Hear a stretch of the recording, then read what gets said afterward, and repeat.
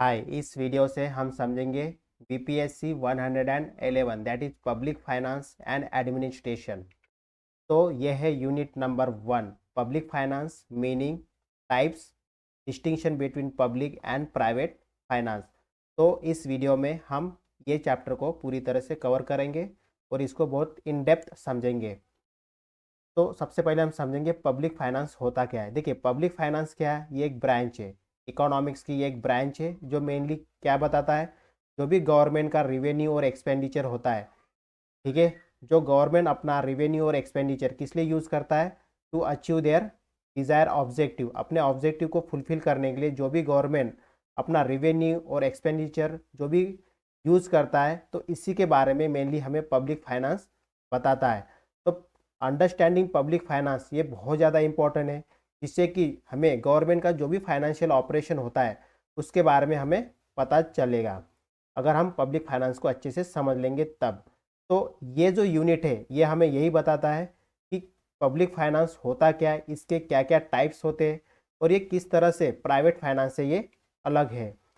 तो public finance क्या है, मेनली जो भी फाइनेंशियल एक्टिविटी किनकी, गवर्नमेंट की और पब्लिक अथॉरिटीज़ की, that is nothing but the public finance. Public finance ये एक स्टडी है, इसके बारे में स्टडी करता है ये पब्लिक फाइनेंस, गवर्नमेंट की जो भी फाइनेंशियल एक्टिविटीज़ होती है या पब्लिक अथॉरिटीज़ की जो भी फाइनेंशियल एक्टिविटीज़ होती है जिसमें रेवेन्यू और एक्सपेंडिचर दोनों आते हैं, तो वही पब्लिक फाइनेंस है। तो इसका ऑब्जेक्टिव क्या है, ये एनालाइज करता है जो भी गवर्नमेंट का एक्सपेंडिचर होता है, फाइनेंशियल जो भी टेक्निक्स होते हैं गवर्नमेंट की, उसके बाद किस तरह से गवर्नमेंट की जो फाइनेंशियल एक्टिविटीज़ होती है उससे किस तरह से इम्पैक्ट पड़ता है ग्रोथ के ऊपर, एम्प्लॉयमेंट के ऊपर और जो मार्केट प्राइस है उसके ऊपर किस तरह से इम्पैक्ट पड़ता है, ये सभी के बारे में एनालाइज करता है ये पब्लिक फाइनेंस। तो अलग अलग स्कॉलर ने इसकी डेफिनेशन दिया है, तो ये आप डेफिनेशन ये पढ़ सकते हैं।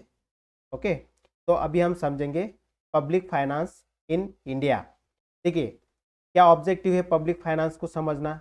देखिए, पब्लिक फाइनेंस से हम क्या कर सकते हैं, जो भी हमारी माइक्रो इकोनॉमिक स्टेबिलिटी है तो उसको हम स्टेबल कर सकते हैं। मतलब जो भी माइक्रो इकोनॉमिक्स जो भी एक्टिविटीज़ होती है या माइक्रो इकोनॉमिक्स मतलब जो छोटे छोटे जो लघु उद्योग जो होते हैं उनको स्टेबिलाईज कर सकते हैं, हम प्रॉपर रिसोर्स को डिस्ट्रीब्यूट कर सकते हैं, इकोनॉमिक ग्रोथ कर सकते हैं और डेवलपमेंट कर सकते हैं। अगर हमें पब्लिक फाइनेंस अगर आता है, मतलब ये कि अगर गवर्नमेंट पब्लिक फाइनेंस को समझता है तो फिर पब्लिक फाइनेंस के जरिए ही माइक्रो इकोनॉमिक स्टेबिलिटी ला सकता है, रिसोर्स को प्रॉपर डिस्ट्रीब्यूट कर सकता है, इकोनॉमिक ग्रोथ ले आ सकता है और डेवलपमेंट कर सकता है।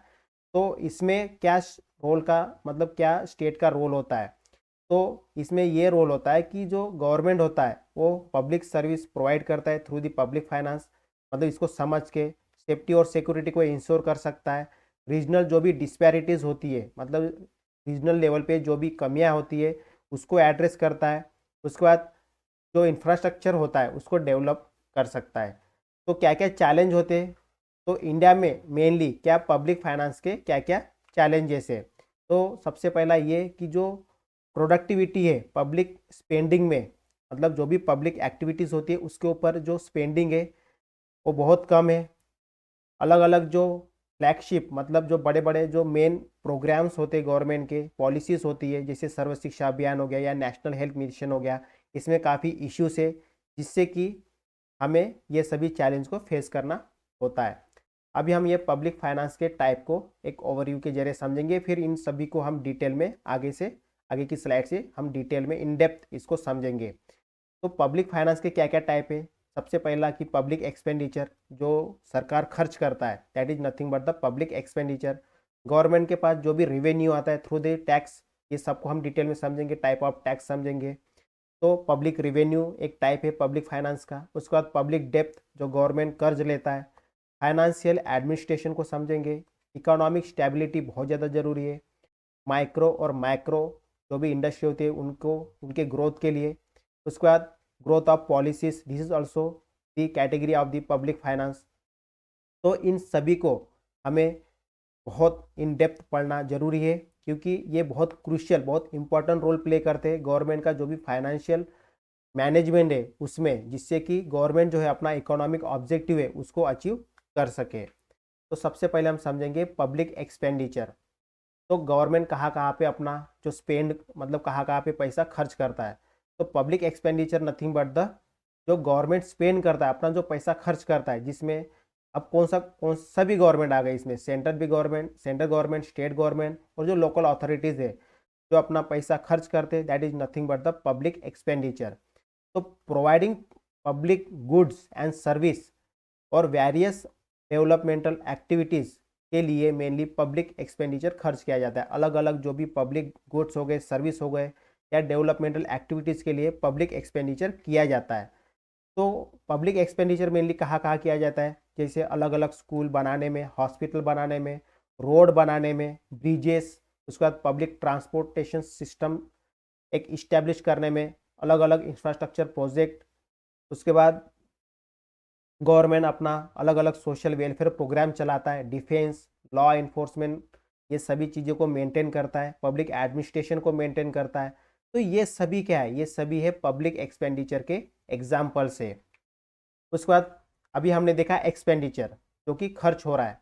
अब समझेंगे पब्लिक रेवेन्यू। अभी गवर्नमेंट के पास जो रेवेन्यू आता है, जो पैसा आता है, उसको मेनली पब्लिक रेवेन्यू बोला जाता है। तो पब्लिक रेवेन्यू मतलब गवर्नमेंट के पास कहाँ से पैसा आता है, जो भी गवर्नमेंट के पास पैसा आता है उसी को मेनली पब्लिक रेवेन्यू बोला जाता है। जैसे कि टैक्स से आता है, अलग अलग फीस चार्ज करता है गवर्नमेंट, फाइन भी लगाता है कोई अगर लॉ का वायलेशन करता है तो, और वो भी अलग अलग तरीके हैं जिससे कि कर्ज लेता है, अलग अलग तरीके जिससे कि गवर्नमेंट के पास पैसा आता है।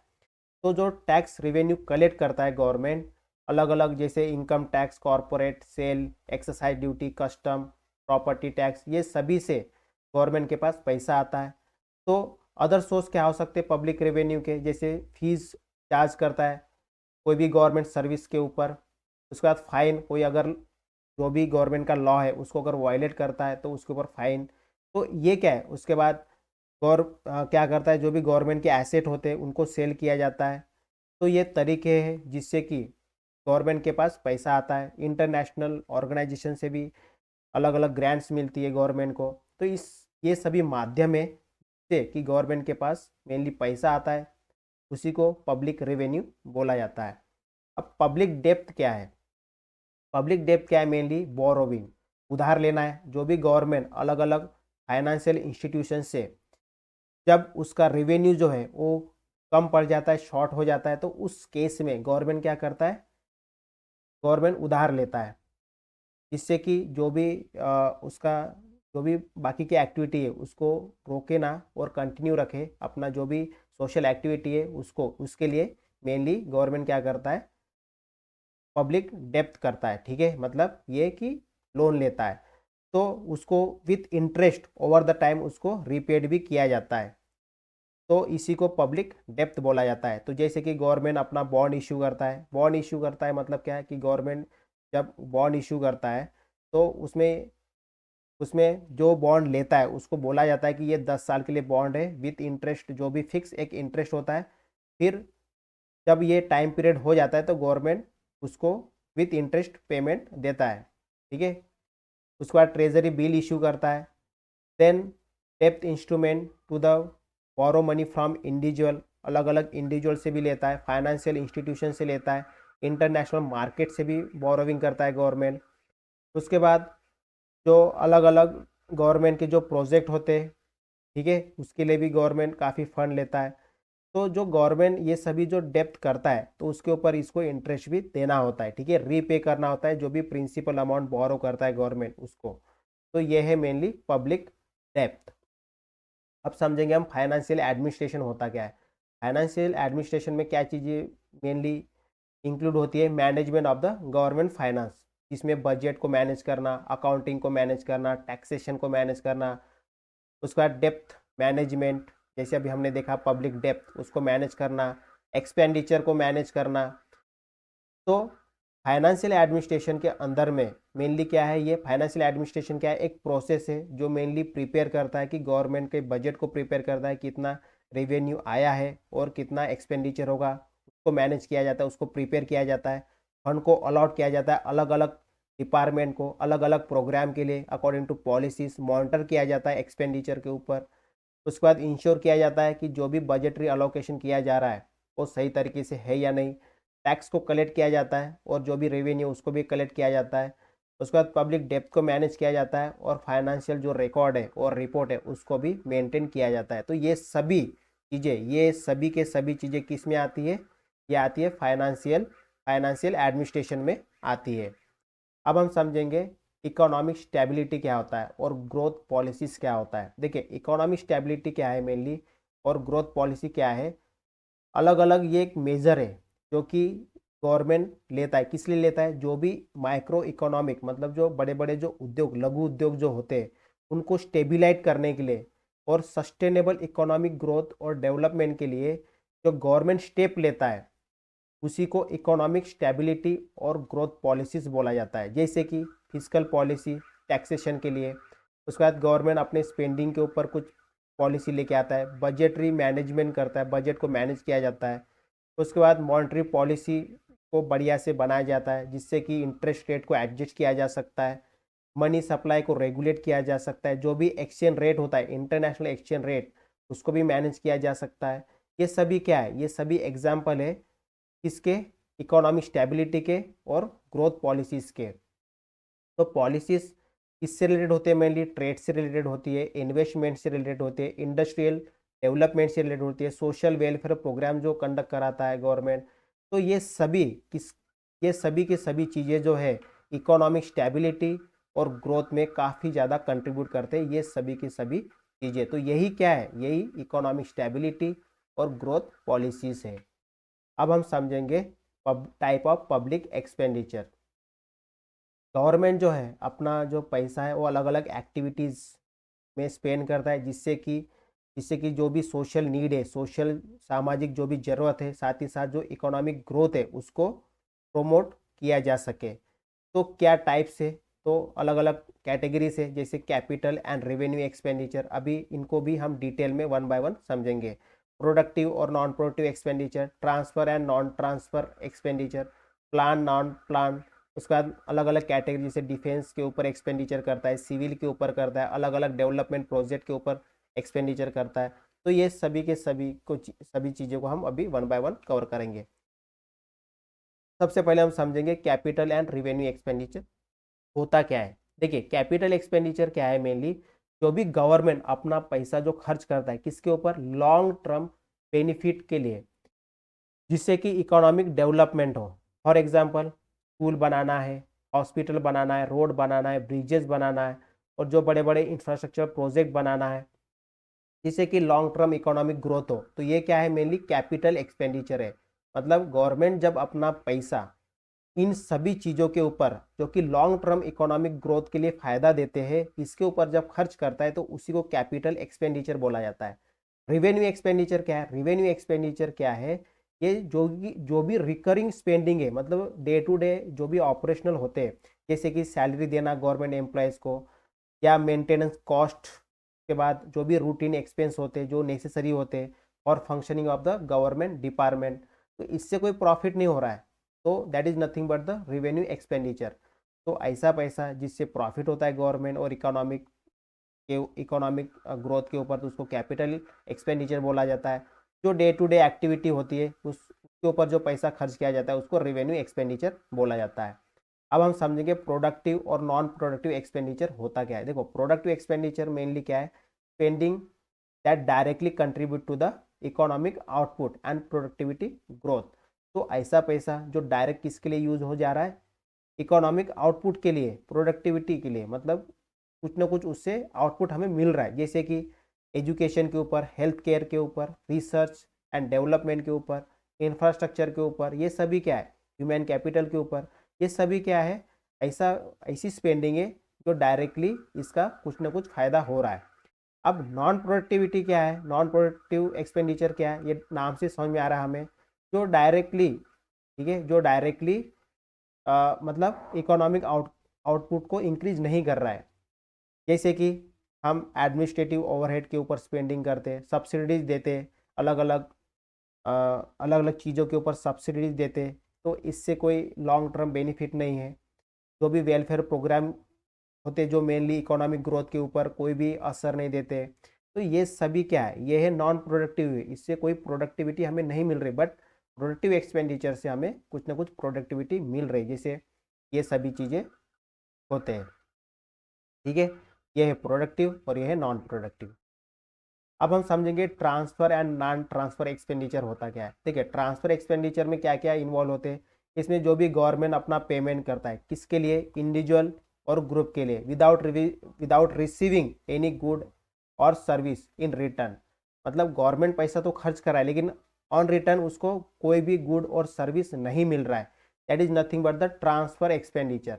और नॉन ट्रांसफर एक्सपेंडिचर क्या होता है, जिसमें गवर्नमेंट को कुछ ना कुछ गुड या सर्विस मिल रहा है, मतलब वो परचेस कर रहा है। जैसे कि ट्रांसफर में क्या है, जैसे कि सोशल वेलफेयर प्रोग्राम, इसमें कुछ नहीं मिल रहा है गवर्नमेंट को, या कोई अनएम्प्लॉयमेंट बेनिफिट प्रोवाइड करता है, ओल्ड एज पेंशन देता है, वेलफेयर असिस्टेंस प्रोवाइड करता है डिसएडवांटेजेस ग्रुप को, तो इससे गवर्नमेंट को कोई प्रॉफिट नहीं हो रहा है, कोई मतलब मेनली गुड या सर्विस नहीं मिल रहा है। तो ये क्या है, ये ट्रांसफर एक्सपेंडिचर है। और नॉन ट्रांसफर क्या है, जिससे गवर्नमेंट को गुड और सर्विस मिल रहा है, जैसे कि इंफ्रास्ट्रक्चर प्रोजेक्ट हो गया, डिफेंस के ऊपर, लॉ एंड इन्फोर्समेंट के ऊपर, public good and service that directly benefited to the society, that is nothing but the transfer expenditure. तो ये है ट्रांसफर एक्सपेंडिचर, जिससे गवर्नमेंट को कोई भी मतलब कोई भी गुड या सर्विस मिल नहीं रहा है, और नॉन ट्रांसफर में क्या है, गुड और सर्विस मिल रहा है। ओके, अब हम समझेंगे plan and non plan expenditure होता क्या है। देखिए, प्लान एक्सपेंडिचर क्या है, मेनली ये किससे रिलेट करता है, जो भी प्लान डेवलपमेंटल प्रोग्राम होते हैं हमारे, जो गवर्नमेंट पूरा का पूरा आउटलाइन करता है, पूरा प्लान करता है, जैसे कि 5 ईयर प्लान हो गया, तो इसके अंदर कौन से एक्सपेंडिचर आते हैं, जैसे कि स्पेसिफिक डेवलपमेंटल स्कीम होती है, जैसे पुवर्टी एलिवेशन प्रोग्राम हो गया, या रूरल डेवलपमेंट प्रोजेक्ट हो गया, या इंफ्रास्ट्रक्चर डेवलपमेंट आउटलाइन। इस तरह से जो गवर्नमेंट ने ऑलरेडी प्लान करके रखा है उसके ऊपर जो एक्सपेंडिचर करना है, उसी को मेनली प्लान एक्सपेंडिचर में गिना जाता है। और नॉन प्लान एक्सपेंडिचर क्या है, जो रूटीन एक्सपेंस होते हैं, जैसे कि सैलरी देना, इंटरेस्ट पेमेंट करना, जो भी पब्लिक डेप्थ होता है गवर्नमेंट का, उसके बाद सब्सिडीज प्रोवाइड करना है, गैस के ऊपर हो गया या कोई भी जैसे गवर्नमेंट सब्सिडीज देता है। देन मतलब इससे क्या है, इससे ये जो है ये जो ग्रांट है, ये कोई प्लान नहीं होता है, ये जस्ट ऑब्जेक्टिव को फुलफिल करने के लिए होता है। ठीक है, अब हम समझेंगे कुछ और कैटेगरीज। तो इसमें कौन सी कैटेगरीज आती है, जैसे कि डिफेंस एक्सपेंडिचर हो गया, नेशनल डिफेंस, जैसे मिलिट्री पर्सन के ऊपर, या कोई इक्विपमेंट खरीदना है डिफेंस का, या कोई ऑपरेशनल कंडक्ट करना है। सिविल एक्सपेंडिचर में क्या आएगा, जैसे कि सिविल एडमिनिस्ट्रेशन को चलाना है, गवर्नेंस, ओके, पब्लिक सर्विस। उसके बाद डेवलपमेंटल एक्सपेंडिचर में अलग अलग इकोनॉमिक और सोशल डेवलपमेंटल प्रोग्राम चलाना है, प्रमोट करना है उनको, जैसे कि एजुकेशन हो गया, हेल्थ केयर हो गया, इंफ्रास्ट्रक्चर हो गया। तो ये अलग अलग कैटेगरी है एक्सपेंडिचर की। अब हम समझेंगे पब्लिक रिवेन्यू। अभी तक हमने क्या देखा कि गवर्नमेंट पैसा कहाँ पे खर्च कर रहा था, उसके अलग अलग कैटेगरी देखा था हमने। तो अभी हम समझेंगे कि गवर्नमेंट के पास पैसा कहाँ से आ रहा है, रिवेन्यू। ओके, तो type of public revenue, government के पास कहाँ कहाँ से पैसा आता है। तो पब्लिक रिवेन्यू क्या है, मेनली जो भी इनकम है गवर्नमेंट की, जो अलग अलग सोर्सेस से गवर्नमेंट के पास आती है, जैसे कि टैक्स से आती है और कुछ नॉन टैक्स से भी आती है। तो जो टैक्स से आती है, जो मेनली गवर्नमेंट टैक्स लगाता है इंडिविजुअल के ऊपर या बिजनेस पर्सन के ऊपर, तो उससे उससे जो गवर्नमेंट के पास रिवेन्यू आता है, that is nothing but the tax revenue. और नॉन टैक्स रिवेन्यू क्या होता है, जो गवर्नमेंट जो है उसको अलग अलग और भी सोर्स है, जैसे कि एडमिनिस्ट्रेशन से कुछ आता है इनकम, जो गवर्नमेंट की जो पब्लिक सेक्टर अंडरटेकिंग्स है, जैसे कि महारत, मतलब अलग अलग जो गवर्नमेंट की कंपनीज होती है, पब्लिक सेक्टर अंडरटेकिंग, वहाँ से प्रॉफिट आता है, गिफ्ट मिलता है, ग्रांट्स, ये सभी से गवर्नमेंट के पास जो रेवेन्यू आता है उसको नॉन टैक्स रेवेन्यू में हम देखते हैं। तो जैसे कि इसमें देखो फीस एंड चार्ज होते हैं, revenue generated from the fee, charge करता है गवर्नमेंट सर्विस के ऊपर, जैसे कि लाइसेंस इशू करना है, उसके बाद परमिट देना है, या रजिस्ट्रेशन होता है। तो ये सभी क्या है, नॉन टैक्स रेवेन्यू है। या फाइन लगाता है, पेनाल्टी लगाता है, अगर कोई लॉ को वायलेट करता है, अपने रेगुलेशन को वायलेट करता है, तो उसके ऊपर की फाइन पेनाल्टी, इससे भी रेवेन्यू आता है। प्रॉफिट, जो भी पब्लिक अंडरटेकिंग होती है गवर्नमेंट की, उससे प्रॉफिट आता है, तो इससे भी गवर्नमेंट के पास इनकम आती है।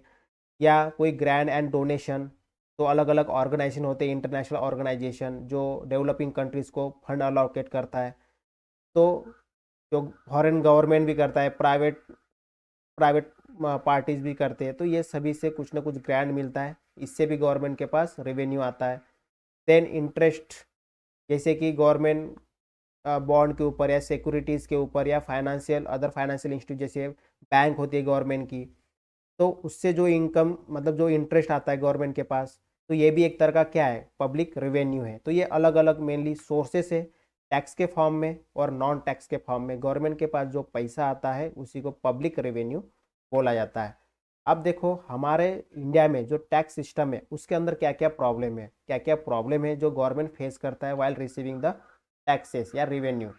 तो सबसे पहला लो लो रिवेन्यू प्रोडक्टिविटी। ठीक है, इंडियन जो टैक्स सिस्टम है इसमें काफ़ी सारे चैलेंजेस है।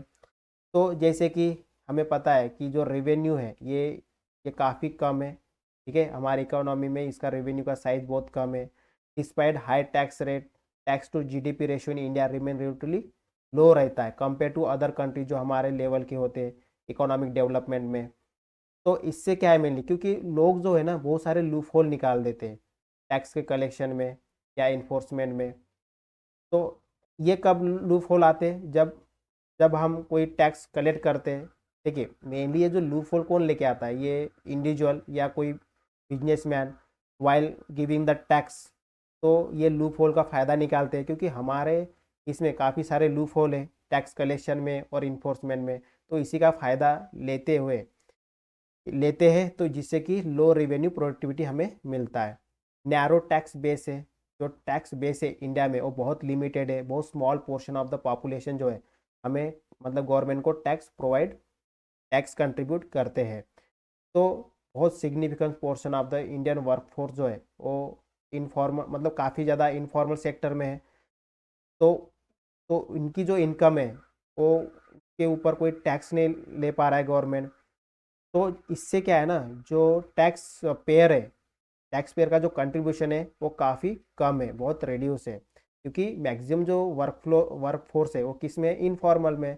मतलब कोई शॉप मान लो या कोई भी इस तरह का जो कि गवर्नमेंट के डायरेक्ट कंट्रोल में नहीं आ रहा है।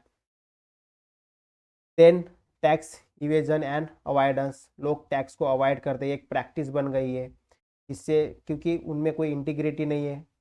ठीक है, टैक्स सिस्टम से रिलेटेड, जिससे कि रेवेन्यू जो है गवर्नमेंट का वो काफ़ी ज़्यादा लॉस हो जाता है। जैसे कि इंडिविजुअल और बिजनेसमैन जो है ये अंडर रिपोर्ट इनकम या engage in fraud practice, loop hole का वही यूज़ किया जाता है। तो ये सभी क्या है मेनली प्रॉब्लम है। Then non compliance, multiple multinational companies, जो मल्टीनेशनल कॉरपोरेशंस है जो इंडिया में ऑपरेट हो रहे हैं वो भी टैक्स में काफ़ी ज़्यादा मतलब टैक्स जो है काफ़ी ज़्यादा लूज करते हैं गवर्नमेंट का। तो ट्रांसफ़र ऑफ प्राइस मैनिपुलेशन में काफ़ी ज़्यादा प्राइस को बहुत ज़्यादा मैनिपुलेट किया जाता है।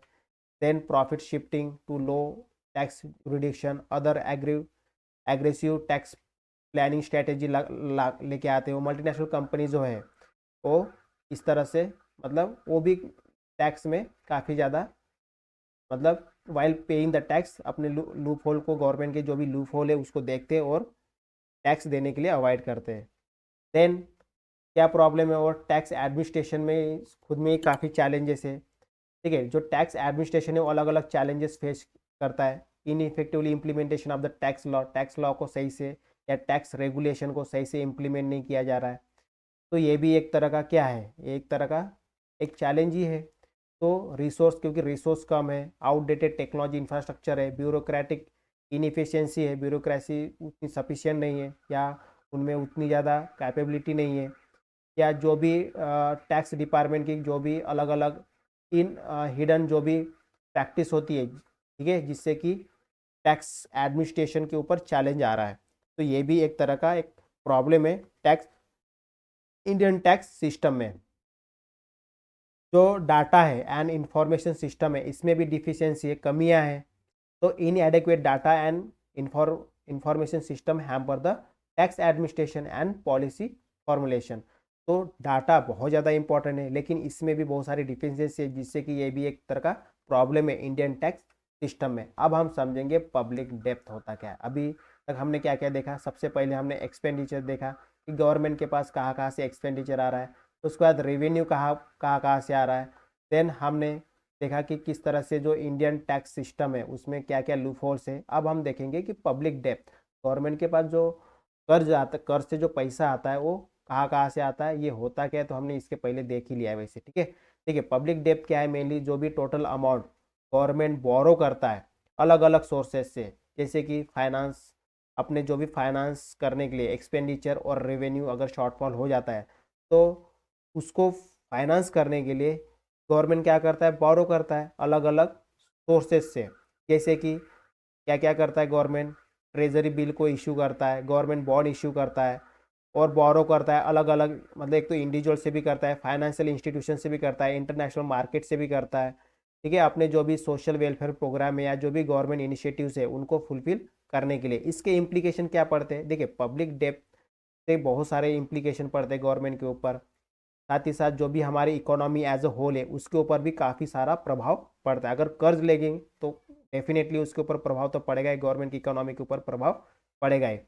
देखिए जो पब्लिक डेप्थ अगर ज़्यादा है, हाई लेवल पे है, तो इससे क्या होगा, ज़्यादा इंटरेस्ट देना पड़ेगा गवर्नमेंट को, तो उससे क्या हो जाएगा, जो स्पेंडिंग है, जो भी गवर्नमेंट इंफ्रास्ट्रक्चर है जिसके ऊपर गवर्नमेंट स्पेंड करना चाह रहा है उसके ऊपर लोड हो जाएगा, ठीक है। एक्सेसिव डेप्थ एक्यूमुलेशन से क्या हो जाएगा, जो हाई बोरोविंग से मेनली जो इन्वेस्टर जो होते हैं उनका कॉन्फिडेंस जो है वो रिड्यूस हो जाएगा। अगर कोई देश ज़्यादा कर्ज में डूबा है तो उसमें लोग भी ज़्यादा इन्वेस्ट नहीं करते, कोई वहाँ पे कंपनी या बड़े बड़े प्रोजेक्ट वहाँ पे इस्टेब्लिश नहीं किया जाता है। तो ये क्या है, मेनली जो इन्वेस्टर होते हैं उनका कॉन्फिडेंस भी लो हो जाता है अगर कोई गवर्नमेंट ज़्यादा डेप्थ में होता है तो अभी हमें इस डेप्थ को मैनेज करना है। तो ये डेप्थ, पब्लिक डेप्थ मैनेजमेंट होता क्या है, देखिए effectively use of public depth के, जिससे कि जो फिजिकल जो भी चीज़ें होती है उसको सस्टेनेबिलिटी की तरह मतलब मिनिमाइज कर सके as a risk of financial crisis, मतलब फाइनेंशियल क्राइसिस को रिस्क फ्री बना सके, तो उसी के लिए मेनली पब्लिक डेप्थ मैनेजमेंट काम करती है। तो इंडियन गवर्नमेंट जो है public depth management strategy outline publish करती है। इसका काम क्या है, ये पब्लिक डेप्थ को मैनेज करती है, ठीक है। ये जो स्ट्रैटेजी है इसके अंदर अलग अलग मेजर्स होते हैं, जो अलग अलग फंड जो गवर्नमेंट है वो क्या करता है, उस फंड को अलग अलग जगह पे एक्चुअली उसको इन्वेस्ट करता है, ठीक है, जिससे कि पब्लिक डेप्थ को अच्छे से मैनेज किया जा सके। तो उसके बाद और क्या होता है, इसमें एक्सटर्नल डेप्थ मैच्योरिटीज होती है, रिड्यूस करता है बोरोविंग कॉस्ट को, मिटिगेट करता है जो भी रिस्क होते हैं associated with the depth serving उसको भी कम करता है। तो सोर्सेज क्या है मेनली पब्लिक डेप्थ के, देखिए अलग अलग, जैसे डोमेस्टिक भी होता है, उसके बाद एक्सटर्नल भी सोर्स होते हैं, जैसे कि इंडियन गवर्नमेंट क्या करता है, डोमेस्टिक से भी बहुत सारा फंड लेता है, पैसा लेता है, जैसे कि बॉन्ड और ट्रेजरी बिल हमने देख ही लिया है। इन्वेस्टमेंट जो भी बैंक होती है, मतलब डोमेस्टिक जो भी बैंक होती है, फाइनेंशियल इंस्टीट्यूशंस होती है, ठीक है। उसके बाद जो इंटरनेशनल भी बैंक होते हैं जैसे कि वर्ल्ड बैंक हो गया, एशियाटिक डेवलपमेंट बैंक हो गया, इनसे भी गवर्नमेंट क्या करता है, पैसा लेता है। तो यही क्या है, मेनली पब्लिक डेप्थ है। अब देखो किस तरह से नेशनल फॉर पब्लिक डेप्थ, ये क्या है मेनली, ये क्या है कि जो भी फाइनेंस है गवर्नमेंट का, मतलब जो गवर्नमेंट का जो भी एक्सपेंडिचर है और जो रेवेन्यू है, ठीक है, इसमें कोई भी शॉर्टफॉल ना आए, तो उसके लिए क्या करना है, उसके लिए एक सही डिसीजन लेना है। देखिए क्या हुआ था ड्यूरिंग कोविड-19 पैंडेमिक, इंडियन गवर्नमेंट ने अपना बोरोविंग जो है ये काफ़ी ज़्यादा बढ़ा लिया था। तो जैसे कि गवर्नमेंट ने अलग अलग जगह पे सोशल एक्टिविटीज़ के ऊपर खर्च किया था, जैसे रिलीफ मेजर किया था, हेल्थ केयर इंफ्रास्ट्रक्चर के ऊपर काफ़ी पैसा खर्च किया था, इकोनॉमिक स्टिमुला प्रोग्राम इनिशिएट किया था। तो ये मेनली क्यों किया था, क्योंकि पैंडेमिक आया था। तो इससे इससे ये देखिए ये गवर्नमेंट ने ये करना जरूरी था, क्योंकि ये क्या है, ये क्या है, रैशनल है, मतलब जो पब्लिक डेप्थ है उसको सही तरीके से यूज़ करना। गवर्नमेंट ने अगर अगर हम भी कहीं से उधार लेते हैं तो उसको, वो जो उधार है जो पर्पज़ के लिए लिए है उस पर्पज़ में ही उसको लगाना है, ठीक है। That is nothing but the rational, मतलब लॉजिकली उस पैसे को यूज़ करना, एक सही ढंग से उस पैसे को यूज़ करना, that is nothing but the rational of rationalist for the public depth. ठीक है, पब्लिक जो भी गवर्नमेंट का पैसा है, पब्लिक डेप्थ है जो गवर्नमेंट ने उधार लिया है, उसको खर्च करना एक पर्टिकुलर पर्पज के लिए ही, ये इसी को mainly rationality for public depth बोला जाता है। अब डेप्थ सस्टेनेबिलिटी को समझेंगे। डेप्थ सस्टेनेबिलिटी क्या होता है? Government ability to meet the डेप्थ obligations without compromising the ability to fulfil the essential function and service liability. Government की जो इसेंशियल जो भी लाइबिलिटीज है, गवर्नमेंट को जो काम करना चाहिए, जैसे सोशल वेलफेयर करना चाहिए या जो इंफ्रास्ट्रक्चर को डेवलप करना चाहिए, इनको मद्देनजर रखते हुए इनमें कोई कॉम्प्रोमाइज नहीं होगा। ठीक है, इनको कॉम्प्रोमाइज न करते हुए डेप्थ को मैनेज करना, तो उसी को डेप्थ सस्टेनेबिलिटी बोला जाता है। जैसे कि इंडियन गवर्नमेंट डेप्थ सस्टेनेबिलिटी एसेस करता है, इवेल्युएट करता है, तो एक तो इकोनॉमिक ग्रोथ भी करता है और जो पब्लिक डेप्थ है उसको भी मेंटेन करता है, क्योंकि उसके ऊपर इंटरेस्ट देना है तो इसको भी मैनेज करना है। तो डेप्थ सस्टेनेबिलिटी उसी को बोला जाता है कि ऐसी नहीं कि कोई डेप्थ गवर्नमेंट ने जो उधार लिया है फिर उसी का इंटरेस्ट चुका रहा है बार बार, और जो मेन काम है गवर्नमेंट का वो नहीं किया जा रहा है। तो एक तो मेन काम भी करना है, जो भी गवर्नमेंट का काम है, फाइनेंशियल जो भी एक्टिविटीज़ करना है उसको भी करते रहना है, और जो डेप्थ को भी पूरा इंटरेस्ट भी देते जाना है। तो उसी को मेनली डेप्थ सस्टेनेबिलिटी बोला जाता है। अब हम समझेंगे फाइनेंशियल एडमिनिस्ट्रेशन, बहुत इंपॉर्टेंट है ये। फाइनेंशियल एडमिनिस्ट्रेशन में क्या आता है मेनली, इसमें क्या चीज़ें इन्वॉल्व होती है? जो भी पब्लिक एक्सपेंडिचर है और रेवेन्यू है, इसको मैनेज करना। किस तरह से मैनेज करना है? बजटरी प्रोसेस से मैनेज करना। अब देखो ये क्यों इसेंशियल है? ये इसेंशियल है for the effective financial management और अलोकेशन ऑफ द रिसोर्सेस। अब देखो ये किस तरह से फाइनेंशियल एडमिनिस्ट्रेशन किया जाता है। एक तो बजटरी प्रोसेस से किया जाता है। देखो बजटिंग एक बहुत की एक्सपेक्ट है, बहुत इंपॉर्टेंट है फॉर द फाइनेंशियल एडमिनिस्ट्रेशन। इसके अंदर में क्या आता है? मेनली फंड को अलॉट किया जाता है। अलग अलग गवर्नमेंट के जो प्रोग्राम होते हैं और जो एक्टिविटीज़ होती है उसके अंदर फंड को अलॉट किया जाता है थ्रू द बजट। तो इंडियन गवर्नमेंट अपना बजट, एनुअली बजट को प्रिपेयर करता है और एक आउटलाइन बनाता है, कितना रेवेन्यू आया उसके पास, कितना रेवेन्यू के बेस पे एक्सपेंडिचर प्रायोरिटाइज करता है अपने आप, उसके बाद फिजिकल टारगेट भी मेंटेन करता है। तो बजटरी प्रोसेस में अलग अलग एस्टिमेट जो है रेवेन्यू इनफ्लो का, और आइडेंटिफाई करता है एक्सपेंडिचर नीड एंड अलोकेट करता है फंड को अलग अलग मिनिस्ट्रीज में, डिपार्टमेंट्स में as per the priority and objective. यही मेनली बजटरी प्रोसेस में होता है और इसी के जरिए फाइनेंशियल एडमिनिस्ट्रेशन किया जाता है।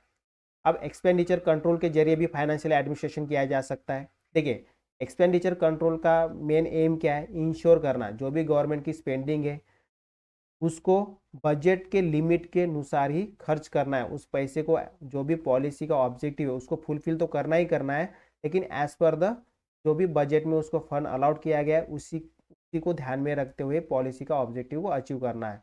जैसे कि जैसे इंडियन गवर्नमेंट एम्प्लॉय मेजर, जैसे कि गवर्नमेंट सीलिंग लगाता है एक्सपेंडिचर के ऊपर, कॉस्ट कंट्रोल के ऊपर, performance monitoring, management spending effectively. ठीक है, तो जो परफॉर्मेंस, ठीक है, उसको भी मॉनिटर किया जा सकता है एज पर योर स्पेंडिंग। तो मिनिस्ट्री एंड डिपार्टमेंट जिनको पैसा चाहिए, जो भी बजटरी अलोकेशन में उनको दिया जाता है, वो प्रॉपर जस्टिफाइली उसको यूज करें, उसके लिए मेनली ये एक्सपेंडिचर कंट्रोल किया जाता है।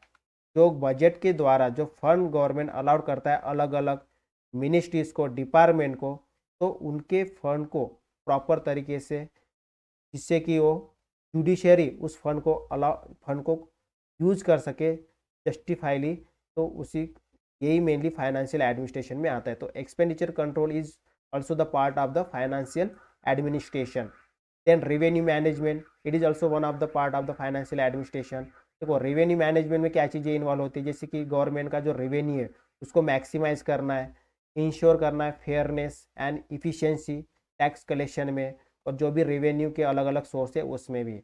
जैसे कि इंडियन टैक्स एडमिनिस्ट्रेशन जो है इम्प्लीमेंट करता है अलग अलग मेजर, जिससे कि टैक्स इम्प्रूव किया जा सकता है, स्ट्रीमलाइन किया जा सकता है टैक्स प्रोसेस को। ठीक है, जो टैक्स इवेजन होता है उसको रिड्यूस किया जा सके। एडिशनली जो टैक्स मैनेजमेंट में क्या क्या चीज़ें आती है कि जो नॉन टैक्स रेवेन्यू सोर्सेस है, जैसे कि फीस हो गया, फाइन्स हो गया, और जो भी अलग अलग एसेट्स जो आती है उनको भी अच्छे से ऑप्टिमाइज कर सके, उससे भी अच्छी तरह से रेवेन्यू गवर्नमेंट के पास आ सके। ये सभी किस में आते हैं? ये आते हैं फाइनेंशियल एडमिनिस्ट्रेशन में। तो अगर हम रेवेन्यू को मैनेज किया जा रहा है, रेवेन्यू अगर गवर्नमेंट के पास सही ढंग से आ रहा है, इसका मतलब क्या है? फाइनेंशियल एडमिनिस्ट्रेशन हो रहा है। Then public depth management, that is public depth management. तो डेप्थ मैनेजमेंट ऑल्सो फोकस करता है जो managing the public depth effectively ensure, इसलिए to ensure the physical sustainability and the minimising the borrowing cost. तो ये बहुत ज़्यादा इंपॉर्टेंट, अगर हमने किसी से उधार लिया तो उसको भी मैनेज करना है, उस फंड को मैनेज करना है।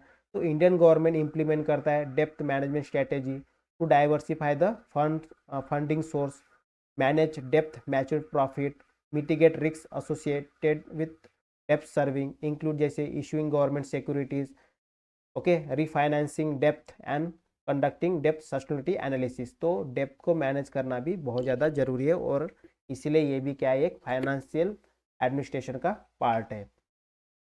Then financial reporting and accountability बहुत ज़्यादा इंपॉर्टेंट है।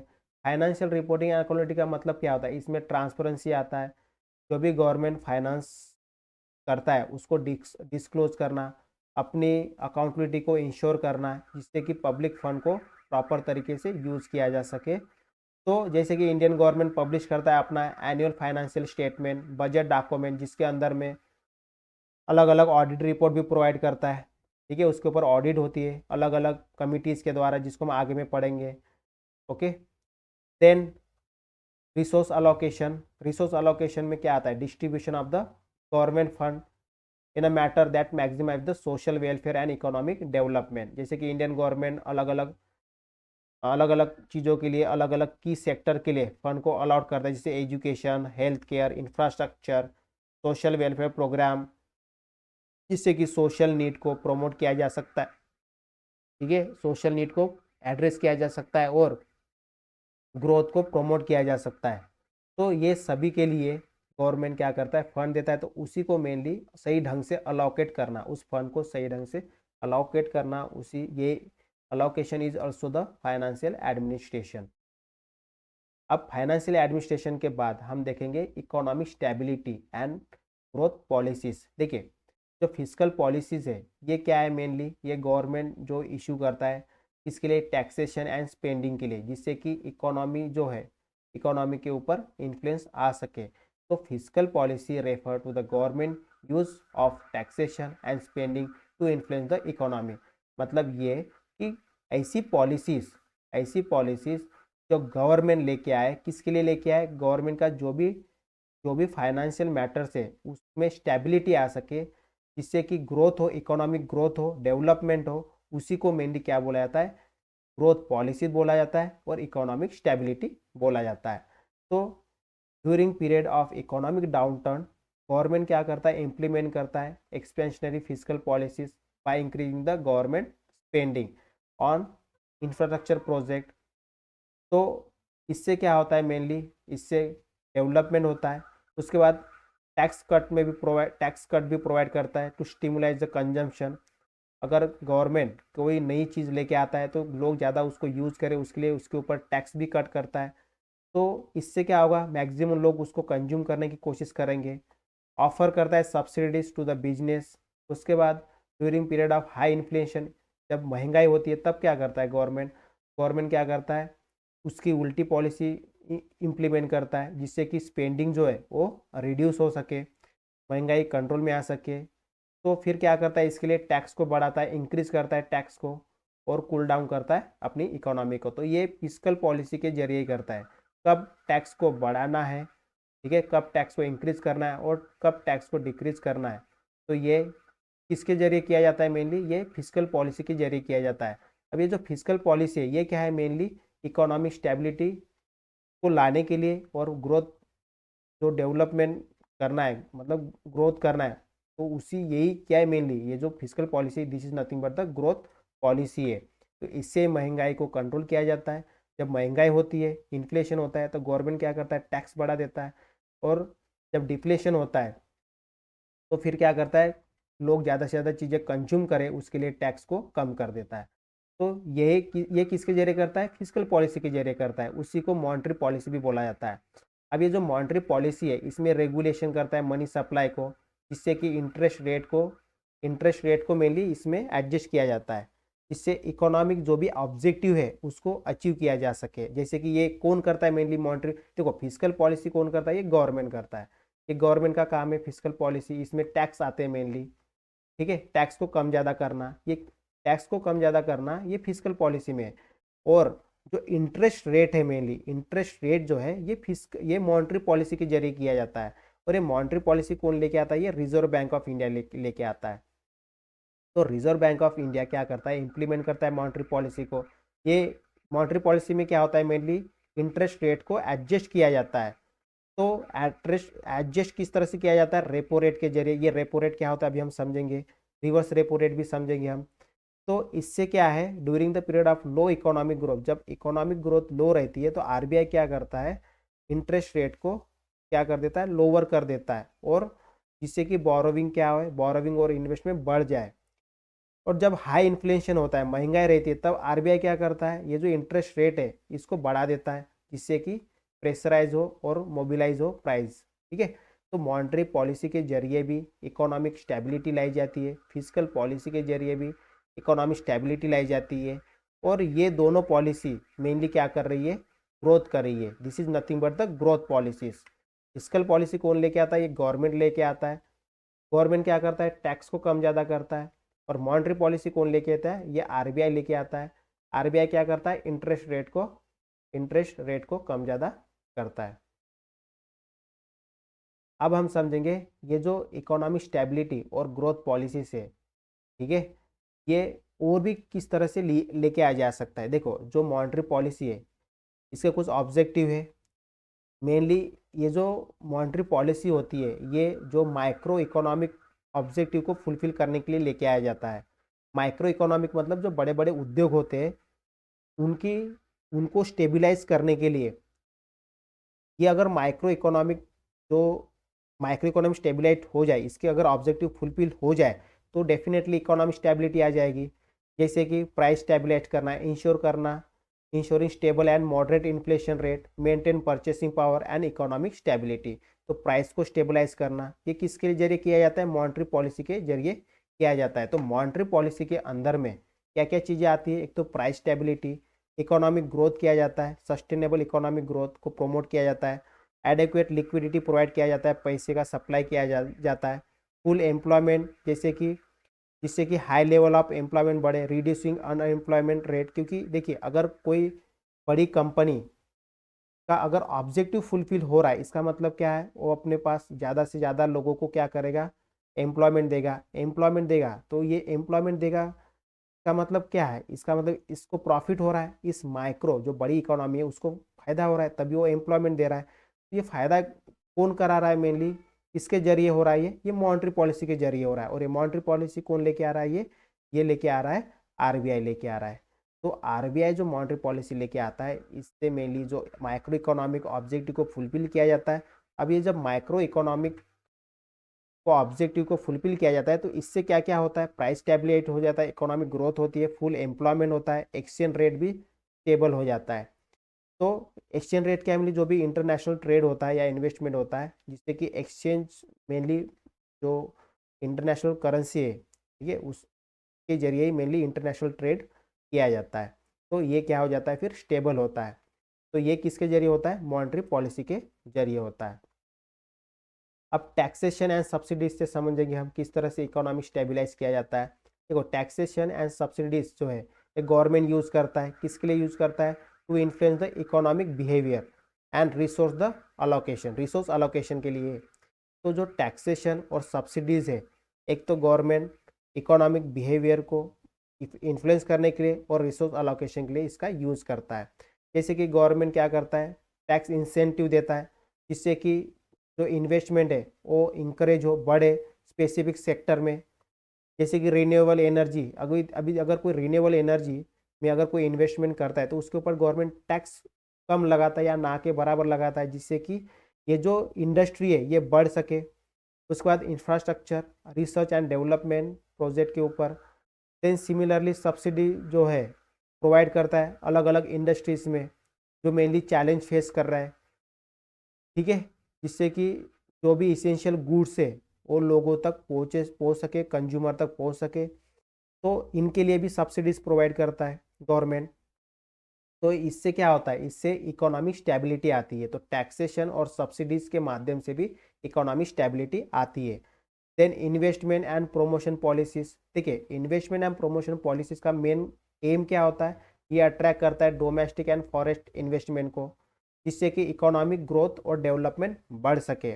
तो इंडियन गवर्नमेंट ऑफर करता है इंसेंटिव अलग अलग, जैसे कि tax holiday, reduce tariff, streamline regulation process, जिससे कि जो एफडीआई फॉरेन डायरेक्ट इन्वेस्टमेंट जो है ये क्या हो सके, ये बढ़ सके। और ये कौन से सेक्टर में, जैसे मैन्युफैक्चरिंग हो गया, टेक्नोलॉजी सेक्टर हो गया, इंफ्रास्ट्रक्चर हो गया। एडिशनली अलग अलग इन्वेस्टमेंट को प्रमोट किया जाता है, प्रमोटिंग एजेंसी, जैसे कि अलग अलग कंट्री को अट्रैक्ट किया जाता है, ठीक है, इन्वेस्ट करने के लिए डोमेस्टिक मार्केट में। तो ये भी क्या है, ये एक तरह का इकोनॉमिक स्टेबिलिटी ला रहा है। जो इन्वेस्टमेंट जो प्रमोट किया जाता है, जो ऐसी पॉलिसी जो इन्वेस्टमेंट को प्रमोट करती हो, ये भी एक तरह की क्या है, इकोनॉमिक स्टेबिलिटी को मेंटेन किया जाता है इस पॉलिसी के जरिए ही। तो अभी हमने अलग अलग पॉलिसी देखा जो मेनली किसके लिए यूज़ हो रही थी, इकोनॉमिक स्टेबिलिटी के लिए यूज़ हो रही थी, ठीक है, उसी को हम ग्रोथ पॉलिसी बोल सकते हैं। अब हम समझेंगे पब्लिक फाइनेंस और पब्लिक पॉलिसी में क्या फ़र्क है। देखिए, जो पब्लिक फाइनेंस, देखो सबसे पहले तो जो मिनिस्ट्री ऑफ फाइनेंस है वो किस लिए रिस्पॉन्सिबल है, जो भी फंड है उसको अलाउट करता है बजट में, जिससे कि इकोनॉमिक जो भी प्रोसीजर है, ठीक है, उसको इम्प्रूव किया जा सकता है। और उसके अंदर जो भी कंस्ट्रेंट है, ठीक है, उसके ऊपर भी ये मेनली फाइनेंस मिनिस्ट्री है, मतलब कमियां हैं उसके ऊपर भी ये रिस्पॉन्सिबल होता है। तो जो पब्लिक फाइनेंस है और ये जो पब्लिक पॉलिसी है, ठीक है, ये क्लोजली कनेक्टेड है with the policy addressing issue of the public finance. तो पॉलिसी जैसे फिजिकल पॉलिसी, मॉनेटरी पॉलिसी, इनको हमने हमने देखा अभी। तो जो फिजिकल पॉलिसी है ये मेनली कौन लाता है, गवर्नमेंट लाता है, जिससे कि इनकम, एक्सपेंडिचर और बोरोविंग, ठीक है, इसको कंसिडर किया जा सके। मॉनेटरी पॉलिसी कौन लेके आता है, ये आरबीआई लेके आता है। तो इससे कि रेगुलेट किया जा सकता है fund, interest rate, exchange rate, जो भी इकोनॉमिक स्टेबिलिटी है उसको हम एक तरह से फॉर्मुलेट कर सकते हैं, स्टेबल कर सकते हैं। तो अभी हम समझेंगे इंडियन पब्लिक फाइनेंस क्या होता है, जिसके अंदर में डेफिसिट और डेप्थ। देखो, दो शब्द है यहाँ पे, एक है पब्लिक डेप्थ और दूसरा है फिजिकल डेफिसिट। पब्लिक डेप्थ क्या होता है, इसको तो हमने जान ही लिया था, जो भी गवर्नमेंट बोरो करता है उसको पब्लिक डेप्थ बोला जाता है। तो पब्लिक डेप्थ क्या है, मेनली एक टोटल अमाउंट है, जो मनी, जो टोटल अमाउंट जो मेनली बोरो किया जाता है गवर्नमेंट के द्वारा, कहाँ से, फाइनेंशियल इंस्टीट्यूशन, अलग अलग सोर्सेज से, जिससे कि जो अपना एक्सपेंडिचर है उसको पूरा कर सके। जब उसमें कोई भी शॉर्टफॉल है, उसके रेवेन्यू कम हो, तो उस केस में गवर्नमेंट जो है अपना एक्सपेंडिचर को मेंटेन करे, अपने एक्सपेंडिचर को कंटिन्यू रखे जब रेवेन्यू शॉर्टफॉल हो। तो इस केस में गवर्नमेंट जो बोरो करता है अमाउंट, उसी को मेनली पब्लिक डेप्थ बोला जाता है। तो government borrow extensively to the fund, infrastructure development के लिए फंड बोरो करता है, सोशल वेलफेयर प्रोग्राम के लिए बोरो करता है, और भी अदर इनिशिएटिव होते हैं गवर्नमेंट के, उसको फुलफिल करने के लिए मेनली गवर्नमेंट बोरो करता है। तो ये क्या है, मेनली ये बहुत बड़ा पब्लिक डेप्थ है। तो high level of public depth जो है, इससे क्या होता है, इंटरेस्ट रेट भी देना होता है। अगर लोन लिया जा रहा है, गवर्नमेंट अगर लोन लेता है तो उसका इंटरेस्ट भी पेड करना है। तो इस तरह से मेनली ये क्या है, पब्लिक डेप्थ है। अब फिजिकल डेफिसिट क्या होता है, देखो फिजिकल डेफिसिट क्या है, मेनली ये कब होता है, जब गवर्नमेंट जो है अपने स्पेंडिंग को ज़्यादा बढ़ा देता है अपने रिवेन्यू से, ठीक है, उस फाइनेंशियल ईयर में, एक फाइनेंशियल ईयर में जो भी इनकम होती है, एक्स अगर इनकम गवर्नमेंट की हुई है और उसको एक्स प्लस, अगर एक्स प्लस जो भी एक्सपेंडिचर करता है, उसी को मेनली फिजिकल डेफिसिट बोला जाता है। जितनी रेवेन्यू हुई है उससे ज़्यादा क्या कर रहा है, खर्च कर रहा है, उसी को फिजिकल डेफिसिट बोला जाता है। तो गवर्नमेंट स्पेंड, जैसे सब्सिडीज के ऊपर ज़्यादा से ज़्यादा स्पेंड करता है, social welfare program, infrastructure development, ठीक है। तो ये क्या है, मेनली इससे क्या हो रहा है, फिजिकल डेफिसिट हो रहा है। तो फिजिकल डेफिसिट अगर होता है तो इससे क्या होता है, मेनली इन्फ्लेशन होता है। तो इन्फ्लेशन होता है तो फिर अल्टीमेटली जो माइक्रो इकोनॉमिक जो भी कंपनियां होती है, जो बड़ी बड़ी कंपनियां होती है, उनके ऊपर भी इसका असर होता है। तो ये क्या है, ये फीस, यहाँ पे हमें दो चीज़ें समझना है, फिजिकल डेफिसिट क्या होता है और पब्लिक डेप्थ क्या है। जो गवर्नमेंट बारो करता है तो उसको पब्लिक डेप्थ बोला जाता है। और फिजिकल डेफिसिट क्या होता है, किसी फाइनेंशियल ईयर में जितना रेवेन्यू होता है उससे कहीं ज़्यादा गवर्नमेंट जब अपनी स्पेंडिंग करता है, एक्सपेंडिचर करता है, तो उसी को फिजिकल डेफिसिट बोला जाता है। अब इसको मैनेज किस तरह से किया जा सकता है, पब्लिक डेप्थ और फिजिकल डेफिसिट, जो लोन लेता है गवर्नमेंट और जो फिजिकल डेफिसिट हो जाता है उसको किस तरह से मैनेज किया जाता है, क्या क्या स्ट्रैटेजीज हो सकती है गवर्नमेंट की। तो सबसे पहली स्ट्रैटेजी क्या है, डेप्थ मैनेजमेंट स्ट्रैटेजी।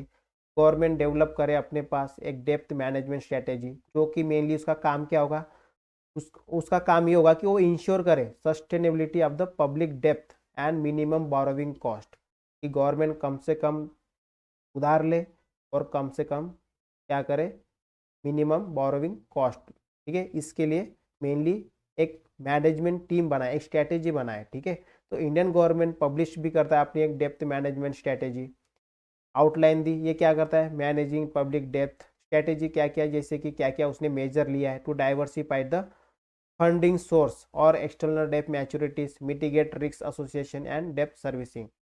तो इसके लिए गवर्नमेंट ने क्या किया है, एक पब्लिक डेप्थ मैनेजमेंट स्ट्रैटेजी को भी एक पब्लिश किया है। देन बैलेंस बजट, बजट को बैलेंस करें, जिसके अंदर में क्या होता है, मैच किया जाता है कि गवर्नमेंट का कितना स्पेंडिंग है विद द रेवेन्यू। ठीक है, उस फाइनेंशियल या जो भी प्रिवेलियंट फिजिकल डेफिसिट है।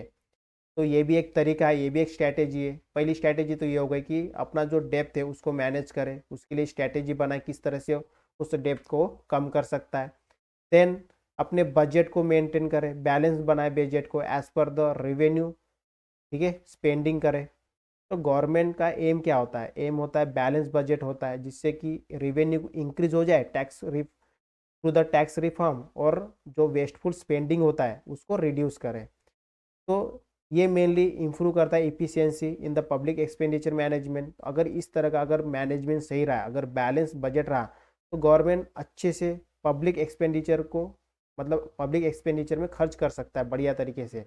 तो जो बैलेंस बजट है वो इंश्योर करता है गवर्नमेंट के स्पेंडिंग को, जिससे कि sustainable and does not lead to the excessive borrowing और the depth, public depth accumulation.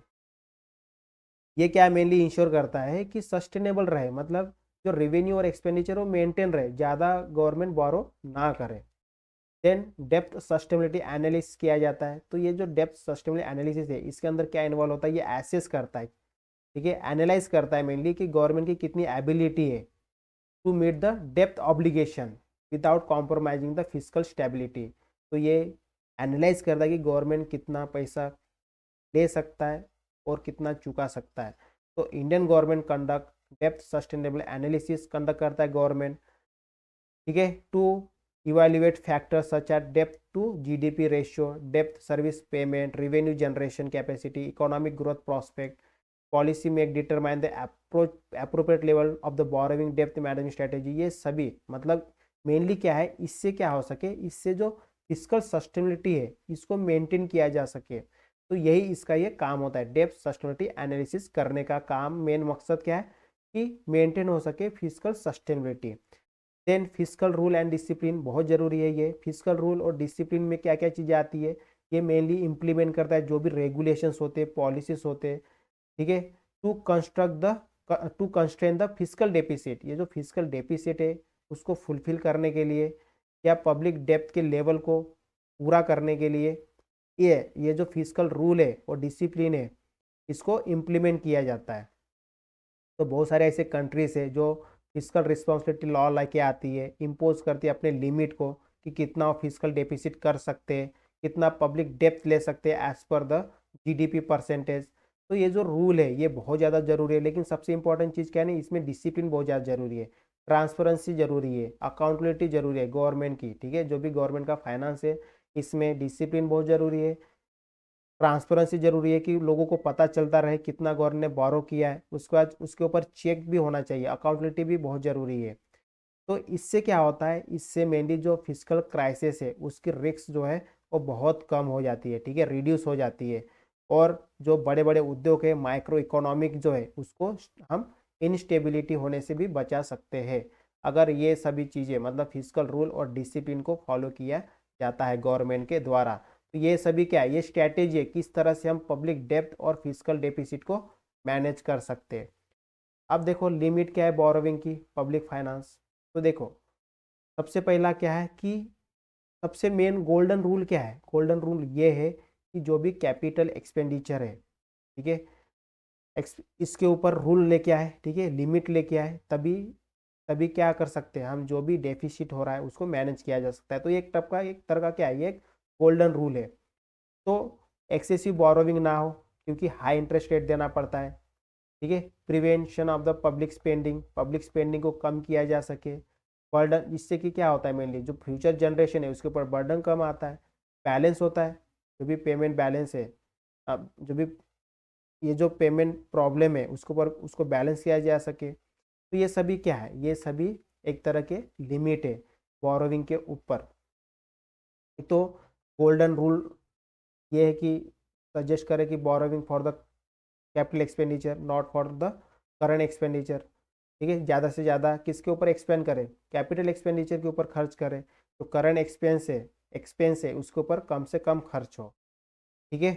उसके बाद दूसरा रूल क्या है, फिजिकल रूल क्या है कि मेनी कंट्री लेजिस्लेट करते हैं अपने जो भी फिजिकल रूल है, तो फिजिकल रूल को बनाए, लेजिस्लेट करें, फ्रेम करें, जिससे कि जो डेफिसिट और डेप्थ है उसको मेंटेन किया जा सके। तो ये सभी क्या है, रूल है जो कि इम्प्लीमेंट करना चाहिए इसको गवर्नमेंट को। उसके बाद अभी हम समझेंगे, this is the last topic, that is distinction between the public and private finance, ठीक है। गवर्नमेंट एजेंसी और इंडिविजुअल, इनमें क्या फ़र्क होता है, ठीक है, in relation to the finance. तो देखिए जो पब्लिक फाइनेंस जो होता है इसमें management of the fund by the government agency, नाम से पता चल रहा है पब्लिक है, मतलब क्या ये गवर्नमेंट एजेंसी है। तो प्राइवेट फाइनेंस में कौन आता है, प्राइवेट फाइनेंस में जो भी फाइनेंशियल एक्टिविटी मेनली इंडिविजुअल या प्राइवेट एंटिटीज करता है तो उसमें प्राइवेट फाइनेंस आता है। जैसे इंडियन गवर्नमेंट क्या करता है, पब्लिक फाइनेंस को मैनेज करता है बजटरी अलोकेशन के जरिए, टैक्सेशन के जरिए, बोरोविंग के जरिए, ठीक है। जबकि इंडिविजुअल किस तरह से मैनेज करता है private finance, by the budgeting, saving, investing, borrowing to meet the personal और द बिजनेस नीड। तो ये फर्क है मेनली। देन बजटरी अप्रोच, देखिए government agency balance their income and expenditure through the budgetary allocation, while जो इंडिविजुअल जो होता है वो किस तरह से एडजस्ट करता है अपने एक्सपेंडिचर को अपने इनकम के बेस पे।